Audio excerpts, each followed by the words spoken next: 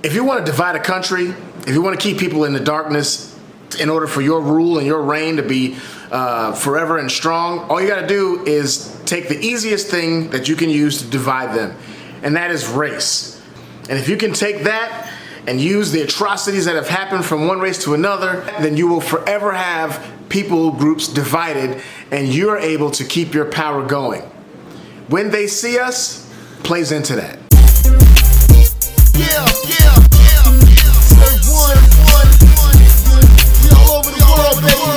What's going on, everybody? It's your boy Whentheyseeus with the Christocrats and the Red Pill Reality.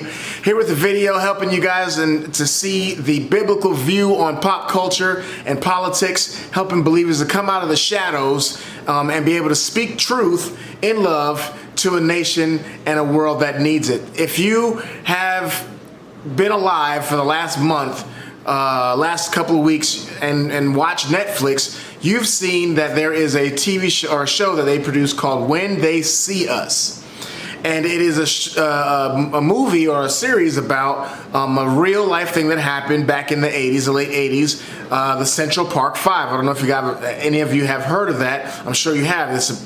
In short, it's about 5 young black kids, or 4 black kids and a Hispanic kid, that got falsely accused of raping a white woman in a park, in Central Park, in 1989. And they all went to jail, and it was crazy, and you know, they were found out through DNA evidence years later that it was inconclusive whether they did it or not, but somebody else admitted to the crime, and his DNA matched perfectly the woman that was raped. Now, there's a lot of goings on about this thing, and I want to try to dive a little deeper. Now, first off, I want to say this.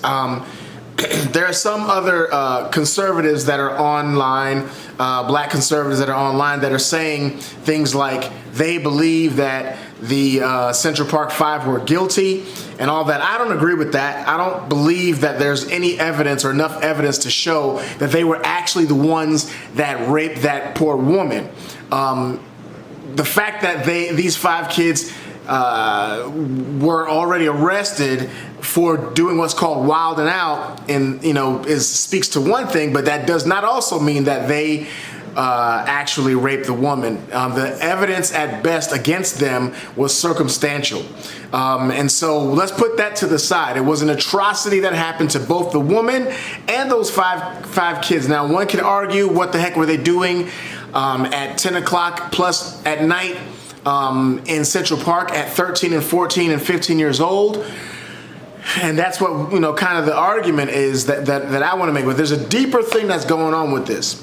The deeper thing is the notion that why is this movie being brought up now? And there are certain parts in this movie that are meant to highlight the attitude against a certain person. Who is that certain person? Donald Trump. Right? Because we all know, or some of you may know, that Donald Trump, back when it happened, before he was running for any kind of office, before he was affiliated with any political party, he ran a full-page ad saying that they need to bring back the death penalty, and these 5 boys needed to get the death penalty. Bad move? Yes. Racist? Not sure. I don't believe so. But it caused a lot of emotion, as these things always do, and a lot of anger, and a lot of black people feeling like the idea that there's no justice for us in this country based on limited information that is given to us through the media. And so believing that there's no justice for us. And so it gins up a lot of emotion and a lot of hatred. You imagine if you were the parents of those kids, how, and being them now, they're grown men now, and they got out and got settlements and all that. But you can imagine the pain that they feel doing that, because you got to think about this, and I'm speaking to Christians and believers, and specifically white Christians, or brothers and sisters of a lighter persuasion. I say that that you can imagine the black race as a whole, as a collective, even us who are in our generation now, who have never experienced Jim Crow, we've never experienced any of that kind of stuff, but yet we know in our lineage we don't have to reach too far back to find someone in our family who did deal with that. We're seeing pictures of our own and our kind being lynched, hung up by their neck, and crowds and crowds of people of the lighter persuasion there in glee and happiness, and so over and over and over again. And then you have the media that just plays it up and pours it on. So you can imagine the pain that people feel, the visceral pain that people feel when these images and these things happen. So it leads to an attitude or an atmosphere where people can never fully get over it. In this picture, they play up the fact that Donald Trump, took the stance that he took. And so and you juxtapose that against what's going on now in our country and how desperate they are to get Donald Trump in some which way, form, or fashion, and to pin the racist pin on him that is unfounded. They're going to do everything they can. So why now? Someone made a documentary about this that won a bunch of awards several years ago, but you didn't see it didn't get big publicity like this is getting. Everybody didn't get tripped out over it. It was a terrible thing that happened, horrible thing that happened. But you got to realize the reason why they bring this stuff up is because they want black people to be mad. They want you as a black person to be angry.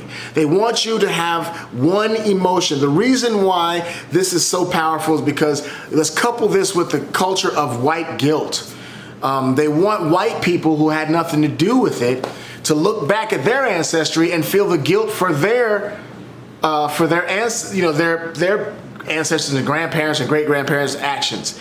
And what does that turn into? That turns into votes for them, because they will give you the problem and play the problem up and then tell you that they are the ones to bring the people together and that Republicans and conservatives are the evil, racist white people. And that's just not the case. And, the stupid thing that they say that the party switched is still a thing, and it's verifiably false.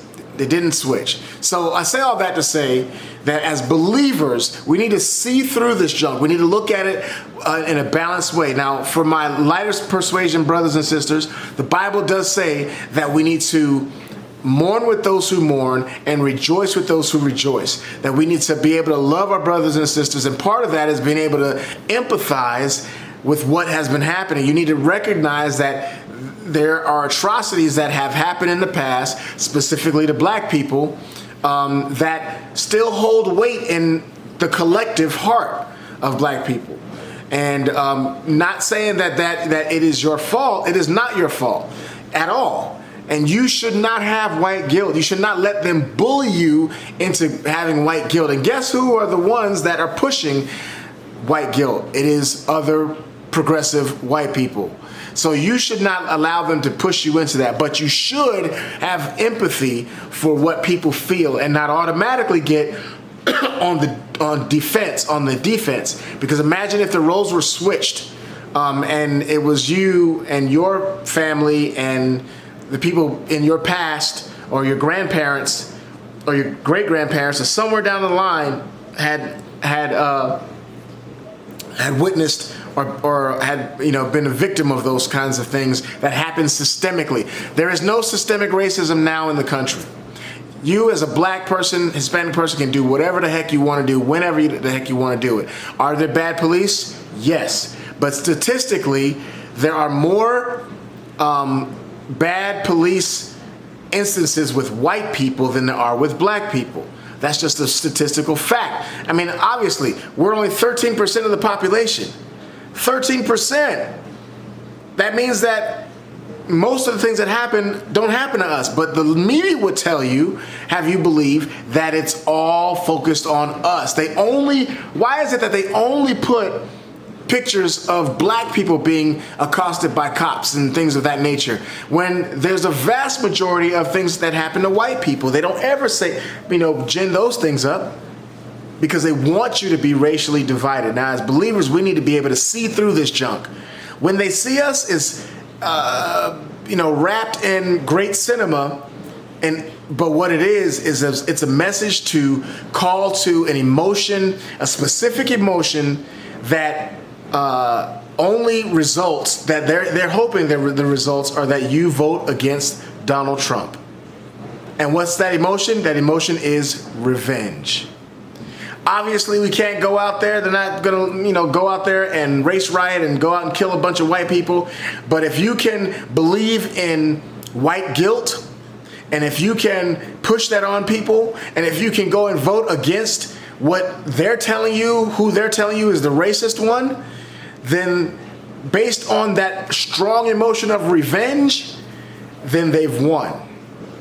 I'm here to tell you that if you're a believer, there is nothing that can stop you from doing whatever God's called you to do. Not no skin color, not nobody's racism, whatever. And we need to see things the way they really are. Yes, this was a terrible thing that happened.